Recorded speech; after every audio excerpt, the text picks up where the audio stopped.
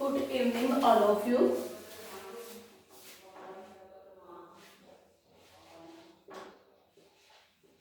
अपने continually second year की botany classes चल रही है जिसमें अपन डिस्कशन कर रहे थे फोटोसिंथेसिस के बारे में। अपना पेपर है प्लांट फिजियोलॉजी एंड बायोकेमिस्ट्री जिसमें अपन डिस्कशन कर रहे थे अबाउट फोटोसिंथेसिस। फोटोसिंथेसिस की इसी कैटेगरी में या इसी सीरीज में अपन ने कल बात की। कल मैंने आप लोगों को बताया था कि फोटोसिंथेसिस की जो प्रोसेस है बच्चों वो दो स्टेप में कंप्लीट होती है, light reaction and dark reaction. About light reaction अपन ने बात की थी कि ये लाइट के प्रेजेंस में कंप्लीट होती है, प्रेजेंस ऑफ लाइट। ओके ठीक है, इसी में अपन ने बात की थी। पर डार्क रिएक्शन को साइड में छोड़ दीजिए, सबसे फर्स्ट स्टेप लाइट रिएक्शन है, देन अपन लाइट रिएक्शन की ही बात करेंगे। लाइट रिएक्शन में मैंने आप लोगों को बताया था लाइट रिएक्शन की जो प्रोसेस है उसमें दो स्टेप होते हैं। फर्स्ट स्टेप होता है यहाँ पे फोटोलाइसिस ऑफ वाटर। क्या होता है? Photolysis of water. And second is photo phosphorylation.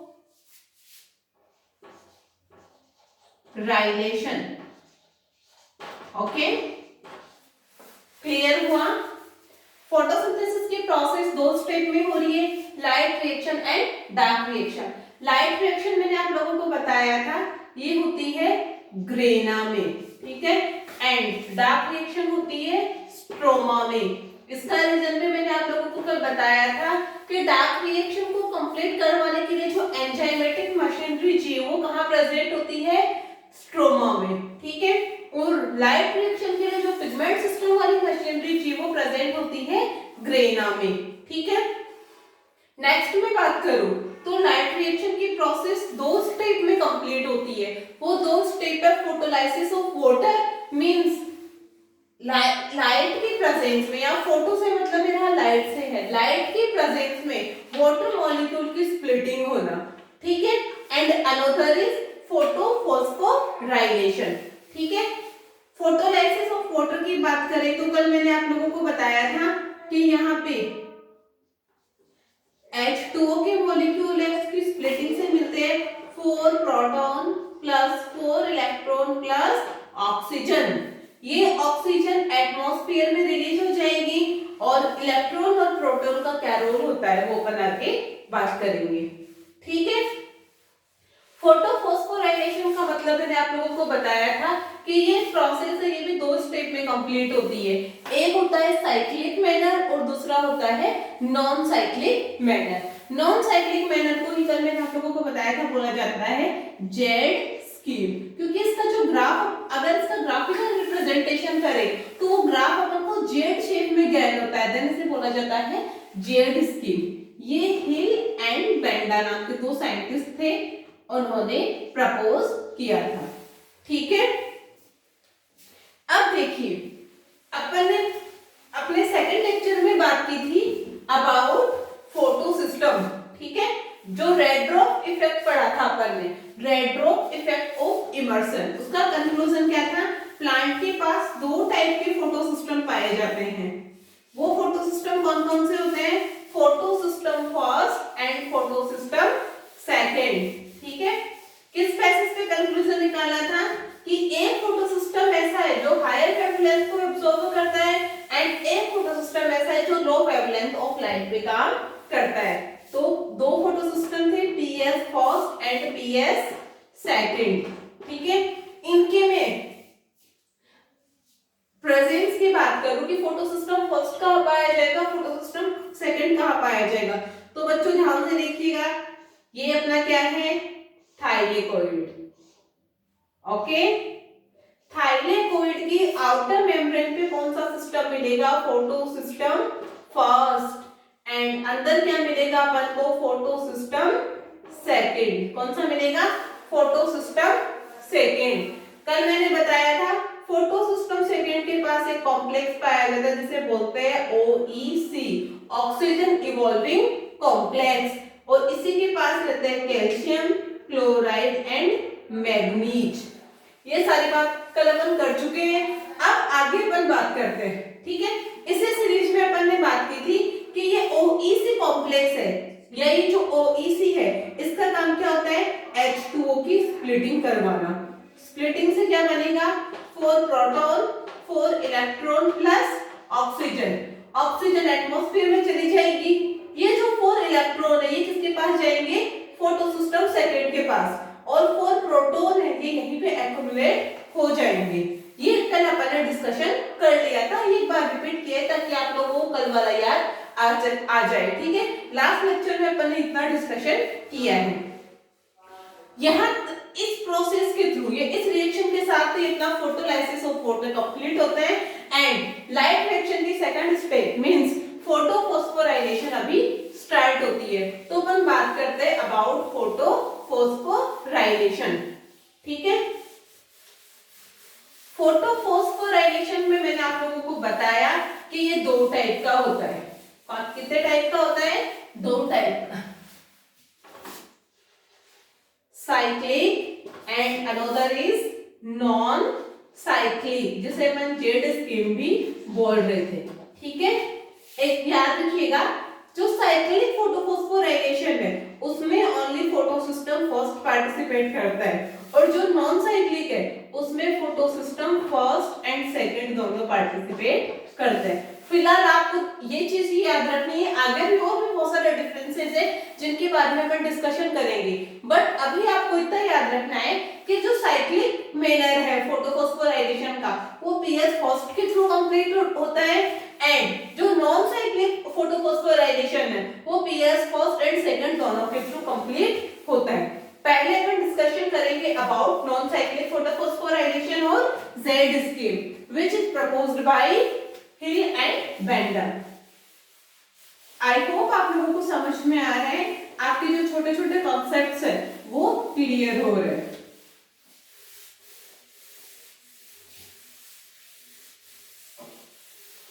अब देखिए, साइक्लिक हो या नॉन साइक्लिक हो, इन दोनों को डिस्कस करने से पहले मैं आपकी एक टर्म है वो क्लियर करना चाहूंगी। एक टर्मिनोलॉजी है रेडॉक्स पोटेंशियल। क्या है, redox potential. What is redox potential, redox potential क्या होता है, ठीक है। तो रेडॉक्स पोटेंशियल किसी भी केमिकल की वो कैपेसिटी होती है जिसके थ्रू वो हाई एनर्जी वाले इलेक्ट्रॉन को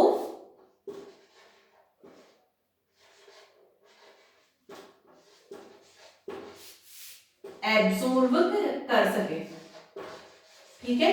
किसी भी केमिकल की वो कैपेसिटी या किसी भी मॉलिक्यूल की वो कैपेसिटी जिसके थ्रू वो हाई एनर्जी इलेक्ट्रॉन को एब्सॉर्ब कर सके, क्या कहलाएगी, उसका रेडॉक्स पोटेंशियल, ठीक है।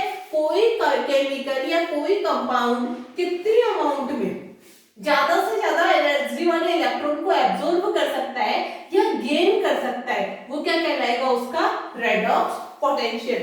अब आप लोग सोच रहे होंगे कि ये बीच में ही रेडॉक्स पोटेंशियल कहां से आ गया, तो डरने की बात नहीं है, हर चीज एक दूसरे से इंटरकनेक्टेड होती है, कुछ भी ऐसा नहीं है जो यूटिलाइजेशन में नहीं आए। अभी अपन बात करेंगे रेडॉक्स पोटेंशियल से रिलेटेड।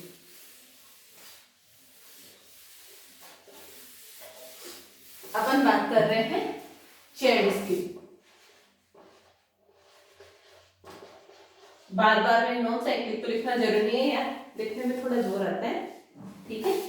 तो अभी समझ के हो, काफी इंटेलिजेंट है ना।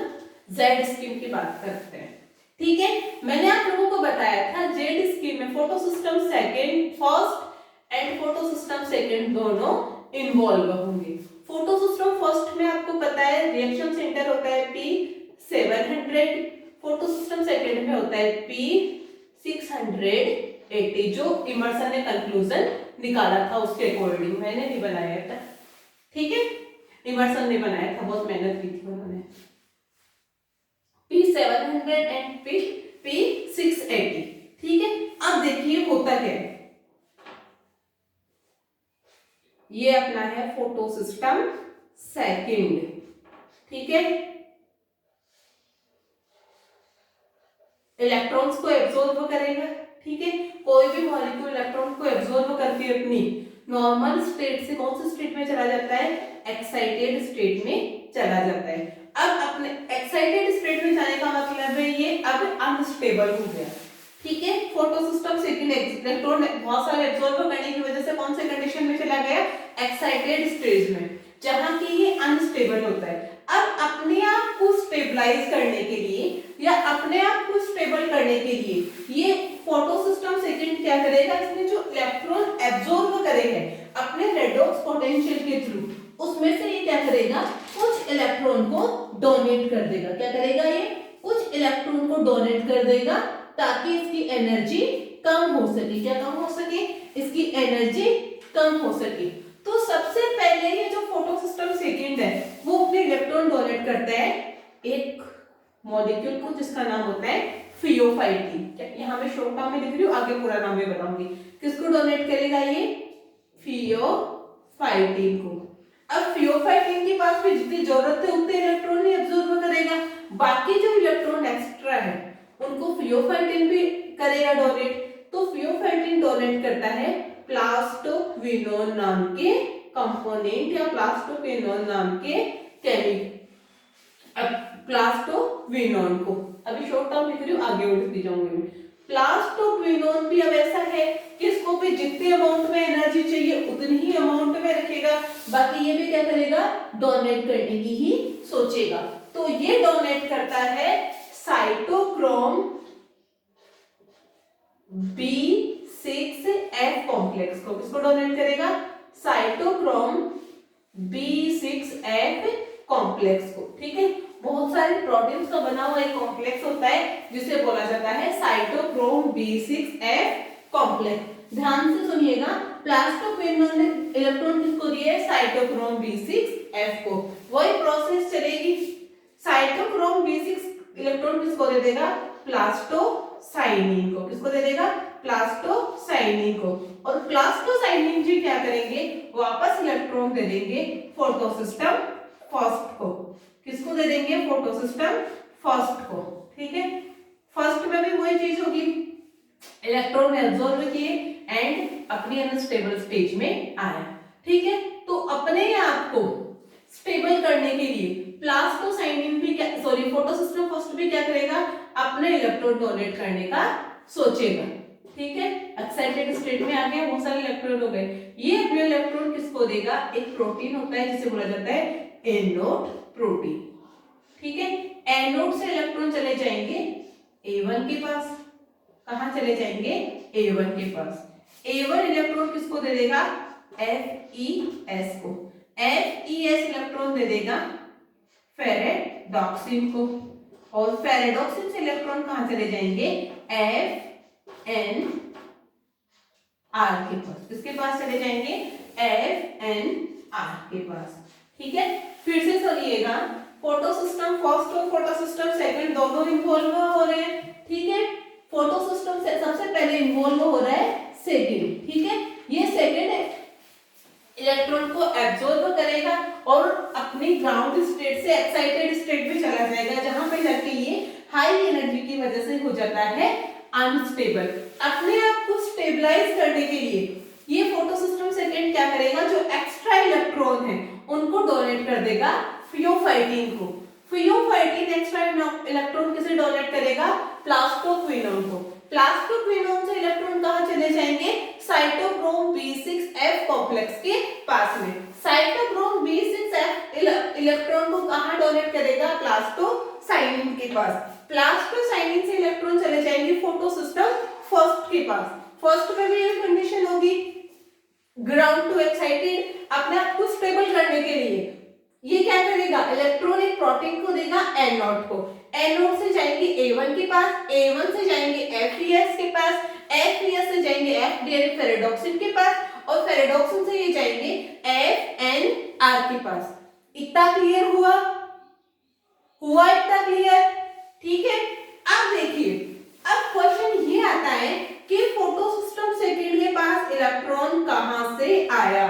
तो मैंने आप लोगों को एक चीज बताई थी कि जब H2O की स्प्लिटिंग होती है, क्या होती है, H2O की स्प्लिटिंग होती है, तो क्या बनते हैं जी, 4 proton 4 electron plus oxygen. Oxygen atmosphere में रिलीज हो रही थी, ये इलेक्ट्रॉन कहाँ जा रहे हैं, फोटो सिस्टम सेकंड के पास। और फोटो सिस्टम सेकंड के पास इलेक्ट्रॉन ट्रांसफर करने के लिए स्पेसिफिक एंजाइम होता है जिसे बोला जाता है वाईजेड एंजाइम। क्या बोला जाएगा, वाईजेड एंजाइम। स्प्लिटिंग होती रहेगी, इलेक्ट्रॉन ट्रांसफर होते रहेंगे और ये साइक्लिक पे चलता रहेगा। अब अपन जब इस ग्राफ को इसको देखते हैं तो ग्राफिकल रिप्रेजेंटेशन में कैसे शेप आती है, ऐसी। देन इसे क्या बोला जाता है, जेड स्कीम। क्या बोला जाएगा, जेड स्कीम। ठीक है, यहाँ पे आउटपुट की बात की जाए तो जब प्लास्टोक्विनोन से साइटोक्रोम B6F के पास इलेक्ट्रॉन जाता है उस टाइम पे यहाँ पे एटीपी मॉलिक्यूल का फॉर्मेशन होता है। ठीक है, साथ ही यहाँ पे भी वो, यहाँ पे देखिएगा जब FNR के पास इलेक्ट्रॉन जाता है तो यहाँ पे FNR के पास एक एंजाइम पाया जाता है NADP रिडक्टेज। कौन सा पाया जाएगा, NADP रिडक्टेज। ये क्या करेगा, NADP को NADPH2 में कन्वर्ट करेगा। क्या करेगा, NADP को NADPH2 में ये कन्वर्ट करेगा। ठीक है, तो फोटोसिस्टम नॉन साइक्लिक फॉस्फोराइलेशन में क्या बन रहा है, ATP भी बन रहा है प्लस NADPH2 भी यहाँ पे बन रहा है। समझ में आया, ठीक है। एक बार फिर से रिपीट करना चाहूंगी मैं नॉन साइक्लिक फोटोफॉस्फोराइलेशन को। नॉन साइक्लिक फोटोफॉस्फोराइलेशन में फोटोसिस्टम सेकंड और फोटोसिस्टम फर्स्ट दोनों पार्टिसिपेट करते हैं। हुआ क्लियर? फर्स्ट पॉइंट क्या है, नॉन साइक्लिक फोटोफॉस्फोराइलेशन में क्या होता है, photosystem first and photosystem second दोनों पार्टिसिपेट करते हैं। इसीलिए तो इसको नॉन साइक्लिक बोला जाता है, क्योंकि जहां से शुरू हो रहे इलेक्ट्रॉन, जहां से रिलीज हो रहे, वापस वहां नहीं आ रहे, दूसरी जगह पे जा रहे। साइक्लिक मैनर क्या होता है, जहां से अपन शुरू करें वापस वहीं पे आके एंडिंग हो, वो होता है साइक्लिक मैनर। तो यहाँ पे साइक्लिक मैनर नहीं बन रहा है, इसीलिए ये क्या है, नॉन साइक्लिक वे में कंप्लीट हो रहा है। ठीक है, कल मैंने आप लोगों को बताया था फोटोलाइसिस ऑफ वाटर के थ्रू कि जब वाटर का फोटोलाइसिस होता है तब इलेक्ट्रॉन बनते हैं। ये इलेक्ट्रॉन फोटोसिस्टम सेकंड के पास चले जाएंगे। जैसे जैसे फोटोसिस्टम सेकंड के पास इलेक्ट्रॉन जाएंगे, ये अपने ग्राउंड स्टेट से कौन से स्टेज में आ जाएगा, एक्साइटेड स्टेज में आ जाएगा। अब एक्साइटेड स्टेज में आके ये क्या हो जाएगा, अनस्टेबल हो जाएगा। तो अपने आप को स्टेबिलिटी प्रोवाइड करने के लिए, या मैं ये कहूँ अपने आप को स्टेबल करने के लिए क्या चाहेगा कि ये जो इलेक्ट्रॉन है वो मैं किसी और को डोनेट कर दूं। तो भाई ढूंढता है, सबको पूछता है इलेक्ट्रॉन ले लो, इलेक्ट्रॉन ले लो। तो इसको लास्ट में जाके कौन मिलता है, सबसे पहले फियोफाइटिन मिलता है। ठीक है, फियोफाइटिन को इलेक्ट्रॉन दे दी, फियोफाइटिन की भी वही कंडीशन हुई, ये भी अब जो एक्स्ट्रा इलेक्ट्रॉन है उनको डोनेट करना चाहेगा। तो फियोफाइटिन को कौन मिलता है, प्लास्टोक्विनोन। कौन मिलेगा, प्लास्टोक्विनोन। प्लास्टोक्विनोन अपने इलेक्ट्रॉन को किसको डोनेट करेगा, साइटोक्रोम B6F कॉम्प्लेक्स को। किसको डोनेट करेगा, साइटोक्रोम B6F कॉम्प्लेक्स को। साइटोक्रोम B6F कॉम्प्लेक्स से इलेक्ट्रॉन जाएंगे प्लास्टोसाइनिन के पास, प्लास्टोसाइनिन से इलेक्ट्रॉन जाएंगे फोटोसिस्टम फर्स्ट के पास। ठीक है, फोटोसिस्टम फर्स्ट में भी वही कंडीशन होगी, एक्साइटेड स्टेट में आएगा और ये अपने इलेक्ट्रॉन को इलेक्ट्रॉन देगा एक एनोड प्रोटीन को। एनोड और A1 अनस्टेबल प्रोटीन होते हैं। ठीक है, एनोड से जाएंगे A1 के पास, A1 से FeS, FeS to ferredoxin, ferredoxin to FNR, FNR के पास स्पेसिफिक एंजाइम होता है NADP रिडक्टेज, जो कि क्या करता है, NADP को NADPH2 में कन्वर्ट करता है। एक चीज ये देखिएगा, जब प्लास्टोक्विनोन से साइटोक्रोम B6F के पास इलेक्ट्रॉन जाते हैं तब यहाँ पे ATP मॉलिक्यूल का फॉर्मेशन होता है। तो ये चीज समझ में आ गई कि फोटोलाइसिस से जो इलेक्ट्रॉन फोटोसिस्टम सेकंड के पास जा रहे थे वो क्या कर रहे हैं। फिर मैंने फिर आपको एक चीज और बताई थी कि जो प्रोटॉन है वो यहीं पे एक्यूमुलेट हो रहे हैं। ठीक है, तो ये एक्यूमुलेट होके ये क्या करे, तब इनका क्या फ्यूचर है, इनका फ्यूचर ये इलेक्ट्रॉन नहीं लूंगा, इसको साथ में क्या चाहिए, प्रोटॉन भी चाहिए। तो ये वाले जो प्रोटॉन है ये यहाँ चले जाते हैं और यही रीजन है कि यहाँ पे एटीपी का फॉर्मेशन भी होता है। आई होप आप लोगों को ये समझ में आया होगा कि नॉन साइक्लिक फोटोफॉस्फोराइलेशन कैसे कंप्लीट होता है। अब देखिए ये अपना है फोटो सिस्टम सेकेंड और ये अपना क्या है, फोटो सिस्टम फर्स्ट। इनका लेवल देखा जाए, ठीक है, ये और ये, ठीक है। तो फोटो सिस्टम फर्स्ट की एनर्जी ज्यादा है कि फोटो सिस्टम सेकंड के पास एनर्जी ज्यादा है? Of course photosystem second के पास इलेक्ट्रॉन ज्यादा है comparison than photosystem first के। और इसके मूवमेंट को देखा जाए, ठीक है, मूवमेंट को देखी जाए कि इलेक्ट्रॉन कैसे मूव ऑन कर रहे हैं। तो सबसे पहले अपवर्ड, अपहिल मूवमेंट बोलते हैं इसको, अपहिल, क्योंकि ये पूरी रिएक्शन हिल नाम के साइंटिस्ट ने दी थी ना, देन इसे बोला जाता है अपहिल, ठीक है। फिर ऊपर जा रहे हैं तो हो गया अप, नीचे आ रहे हैं मींस डाउन, वापस से ऊपर जा रहे हैं अप, वापस से नीचे आ रहे हैं डाउन। तो इनका मूवमेंट कौन सा चलता है, अप डाउन मूवमेंट में इलेक्ट्रॉन मूव करते हैं। कौन से मूवमेंट वे में मूव करते हैं ये, अप डाउन, ऊपर गए नीचे आए, ऊपर गए नीचे आए, समझ में आया। इलेक्ट्रॉन्स का मूवमेंट कौन से वे में होता है नॉन साइक्लिक फोटोफॉस्फोराइलेशन में, अप डाउन, जिसे बोला जाता है uphill movement, downhill movement, uphill movement, downhill movement. Because Z scheme किसने प्रपोज की थी, हिल एंड बेंडा नाम के साइंटिस्ट ने, ठीक है। अब एक चीज और याद रखिएगा, फोटो सिस्टम फर्स्ट के पास फर्स्ट इलेक्ट्रॉन एक्सेप्टर कौन होता है, फियोफाइटीन। कौन होता है, फियोफाइटीन, ठीक है। तो इन सारे केमिकल, इन सारे कंपोनेंट में देखा जाए तो सबसे ज्यादा रेडॉक्स पोटेंशियल किसका होगा, फियोफाइटीन का, क्योंकि ये सबसे ज्यादा अमाउंट में इलेक्ट्रॉन को एक्सेप्ट कर रहा है। तो मैंने आप लोगों को बताया था कि जो कंपोनेंट या जो मॉलिक्यूल सबसे ज्यादा एनर्जी वाले इलेक्ट्रॉन को एक्सेप्ट करता है, गेन करता है, उसका रेडॉक्स पोटेंशियल सबसे ज्यादा माना जाता है। रेडॉक्स पोटेंशियल का मतलब ही क्या है, इलेक्ट्रॉन को एक्सेप्ट करना। कौन से इलेक्ट्रॉन, हाई एनर्जी वाले। तो सबसे ज्यादा इलेक्ट्रॉन, हाई एनर्जी वाले इलेक्ट्रॉन को कौन गेन कर रहा है, फियोफाइटीन। तो first higher electron acceptor component यहाँ पे कौन हो गया, फियोफाइटीन, ठीक है। समझ में आया इतना। ये था अपना नॉन साइक्लिक फोटोफॉस्फोराइलेशन। क्या था अपना ये, नॉन साइक्लिक फोटोफॉस्फोराइलेशन। अब आगे अपन डिस्कशन करेंगे अबाउट साइक्लिक फोटोफॉस्फोराइलेशन। तो सबसे पहले तो ये बात आती है कि जब नॉन साइक्लिक में फोटो सिस्टम फर्स्ट और सेकेंड, मैं क्या बोल रही हूँ, जब नॉन साइक्लिक में फोटो सिस्टम फर्स्ट और सेकंड दोनों ने पार्टिसिपेट कर लिया तो साइक्लिक की क्या नीड है। माइंड में क्वेश्चन आना चाहिए ना कि अपने अब इलेक्ट्रॉन्स का मूवमेंट भी हो गया, दोनों ने पार्टिसिपेट भी कर लिया, तो साइक्लिक की नीड कब आती है, ऐसे कौन से कंडीशंस हैं जब साइक्लिक फोटोफॉस्फोराइलेशन होता है। तो इस दुनिया में ऐसी कोई प्रॉब्लम नहीं है जिसका सॉल्यूशन नहीं हो, इसके लिए भी कुछ कंडीशंस रखी गई है, ठीक है। यानी साइक्लिक फोटोफॉस्फोराइलेशन कब होता है, तो इसके लिए मैं आप लोगों को बताना चाहूंगी कब होता है, ठीक है। अपन बात कर रहे हैं अबाउट साइक्लिक फोटोफॉस्फोराइलेशन। इसके लिए क्या क्या कंडीशन है, first is low light intensity, यानी जब लाइट की इंटेंसिटी क्या हो जाए, लो हो जाए। जब एनएरोबिक कंडीशन हो जाए, ठीक है, CO2 प्रॉपर नहीं मिले,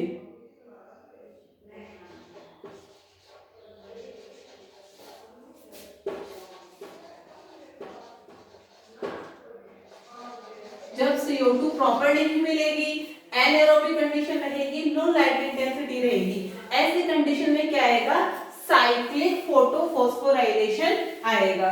फिर से सुनिएगा, साइक्लिक फोटोफॉस्फोराइलेशन कब होता है, जब लाइट की इंटेंसिटी लो हो जाए, एनएरोबिक कंडीशन आ जाए लाइट के पास, प्लस CO2 है वो प्रॉपरली नहीं मिले, तब कौन सी कंडीशन आएगी, साइक्लिक फोटोफॉस्फोराइलेशन की कंडीशन आएगी। मैंने आप लोगों को अभी अभी बताया था कि साइक्लिक फोटोफॉस्फोराइलेशन की जो प्रोसेस है उसमें ओनली फोटो सिस्टम फर्स्ट ही काम करता है, यानी ओनली फोटो सिस्टम फर्स्ट इसमें क्या होता है, इन्वॉल्व होता है। साइक्लिक का मतलब है इलेक्ट्रॉन जहां से रिलीज होंगे वापस आके वहीं पे ही मिल जाएंगे, वो कौन सा होता है, साइक्लिक वे ऑफ फोटोफॉस्फोराइलेशन। तो आइए बात करते हैं साइक्लिक फोटोफॉस्फोराइलेशन की। फोटो सिस्टम फर्स्ट पार्टिसिपेट करेगा, वही बात एक्साइटेड स्टेज में जाएगा, अपने आप को स्टेबल करने के लिए क्या करेगा, इलेक्ट्रॉन्स को डोनेट करेगा। सबसे पहले ये अपने इलेक्ट्रॉन को देता है A0 को, ठीक है। A0 से इलेक्ट्रॉन कहाँ जाएंगे, A1 के पास, ठीक है। A1 से कहाँ जाएंगे ये इलेक्ट्रॉन, फेरेडॉक्सिन के पास, सॉरी FeS के पास। FeS से इलेक्ट्रॉन कहाँ चले जाएंगे, फेरेडॉक्सिन के पास। फिर से सुनिएगा, जो इलेक्ट्रॉन का सीक्वेंस चल रहा है, फोटो सिस्टम फर्स्ट के पास इलेक्ट्रॉन है, इलेक्ट्रॉन जैसे इसको मिलेंगे ये ग्राउंड स्टेज से कौन से स्टेज में चला जाएगा, एक्साइटेड स्टेज में।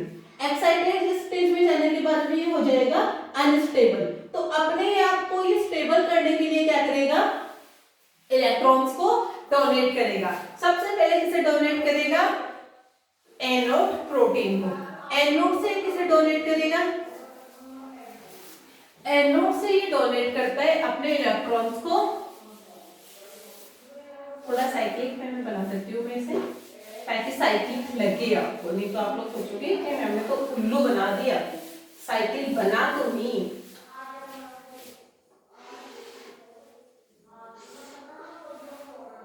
PS फर्स्ट से इलेक्ट्रॉन कहाँ जा रहे हैं, एनोड के पास। एनोड से कहाँ जा रहे हैं, A1 के पास। A1 से कहाँ जा रहे हैं, फेरस सल्फर के पास। FeS से कहाँ जा रहे हैं, फेरेडॉक्सिन के पास। फेरेडॉक्सिन से कहाँ जाएंगे ये, प्लास्टोक्विनोन। प्लास्टोक्विनोन से ये कहाँ जाएंगे, साइटोक्रोम B6F के पास। साइटोक्रोम B6F से कहाँ जाएंगे, प्लास्टोसाइनिन, और प्लास्टोसाइनिन से वापस कहाँ जाएंगे, PS फर्स्ट के पास।